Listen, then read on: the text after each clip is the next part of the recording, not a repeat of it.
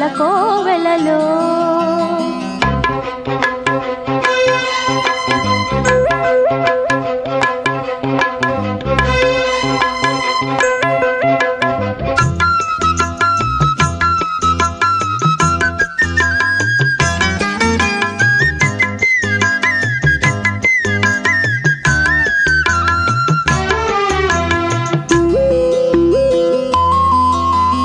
ఏ జన్మకే గమ్యమో తెలిసేది కాలానికే, ఏ పువ్వు ఏ పూజకో తెలిసేది దైవానికే.